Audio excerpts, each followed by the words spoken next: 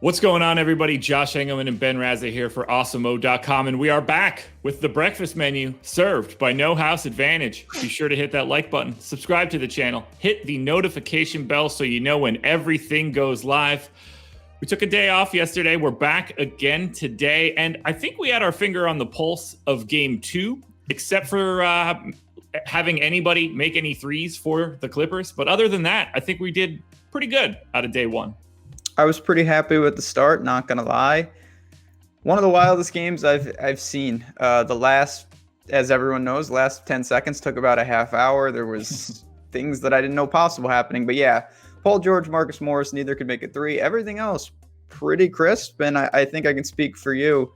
2-1 game, 2-1 on a 3-pick set is gonna work every time. So we're going to see what we can do. We get game 3 tonight in LA. Obviously, the Clippers need the game. Well, we are both going to provide our 3 best bets for today. We're going to finish that off with a little bit of a bonus, our favorite No House Advantage pick. You guys should go check out No House Advantage, whether that's NBA, MLB, NFL, PGA. Got a lot of different contest types for you. You can use the promo code Awesemo when signing up. Get yourself $20 on a first match deposit bonus. Your first time signing up. Who doesn't like free money? You're looking to pick props. This isn't about fantasy points. You're picking props at No House Advantage. Same sort of stuff we're doing here. You don't want to miss it. It's a great spot to build your bankroll. So go to No House Advantage and check it out. We've got tons of free tools at Awesemo.com that will help you in your journey. No House Advantage projections, No House Advantage optimal lineups, free for you. So go to the website and check it out. And check out No House Advantage. Would you like to go first, or would you like me to lead this bad boy off? No, I'm sticking with my strategy. I had a good start. I deferred to you. You set the tone. Go on and make your first pick. All right. So first one up for me, and I'll be honest, I am a little nervous about this one, so I'm not going too crazy. This is just one strip of bacon. Ivica Zubac over 8.5 points is -118. That's the direction I'm going. Right now on OddsShopper, go to oddshopper.com if you want to shop these lines. It is the top expected ROI bet that you can have for any of the points props.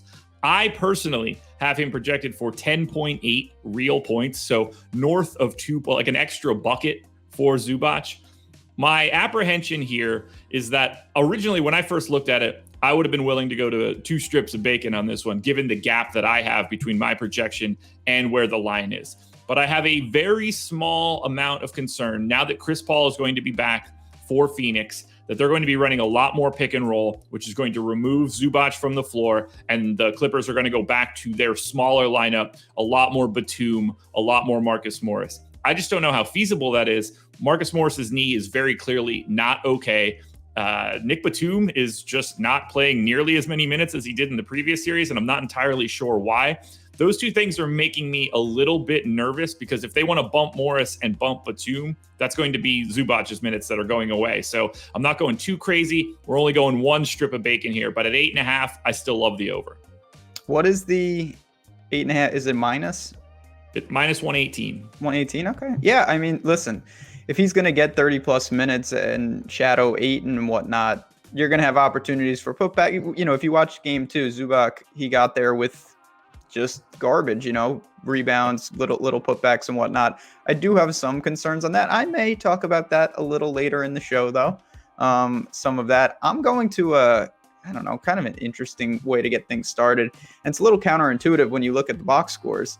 I'm going to the Clippers to win the first quarter at -110. This is a team, if you've watched the Suns in 8 straight games have been tied or leading after the first quarter. They've been on a miraculous run there, and some of it is because they start fast, and others is that they get some fortunate bounces at the end of a quarter, which is pretty arbitrary. And I think that this is becoming a trend enough that the books are shading this a little more than I think they should. I expect the Clippers, after a game where you can certainly argue they probably shouldn't have won, but at the same time, they clearly should have won at the end there. I expect them to start fast. They are at home. And again, -110 on this first quarter money line. I'm interested in one of the themes of my picks today. I'm not saying Chris Paul coming back hurts the Suns, but I do think it causes a disruption of some sort with the way things have been organized. So I'm going to go with the Clippers to get a fast start tonight and win the first quarter at -110. 1 strip of bacon. Okay. People aren't going to think that we are like legitimately not talking about what we're doing before we start this. Like you just led into my number 2 bet in a perfect manner. So my second bet is Clippers money line, even money, 1 strip of bacon. And the note that I have written down is, while I realize the Suns are getting CP3 back, I also think that could throw off their timing slightly. So you're perfectly leading me into this bet. The synergy. I love it. Without communicating this at all.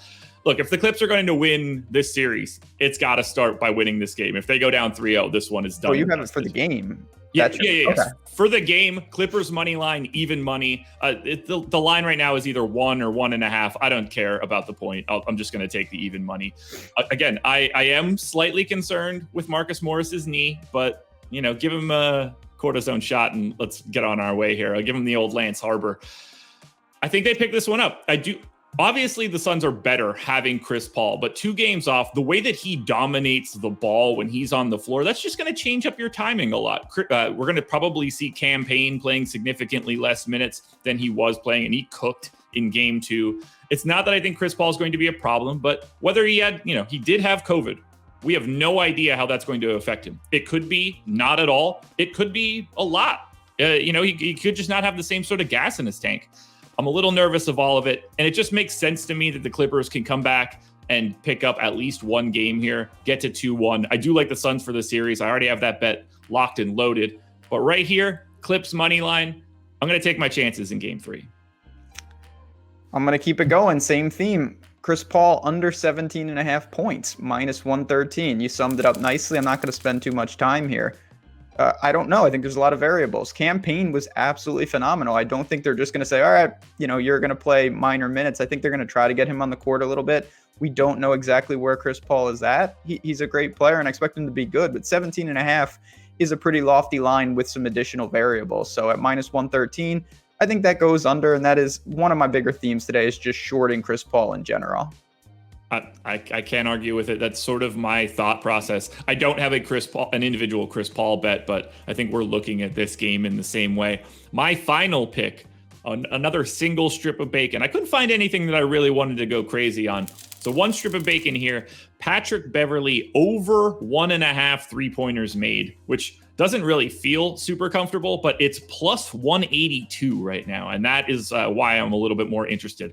I have him projected for 1.4 made threes. I haven't taken about 4 threes for the game. So I have him right at the number, but I'm getting plus 182 for it. Like that's value I just can't turn away. I expect Beverley to continue to get big minutes in this series, especially given the weird status of Batum and Morris that we've talked about.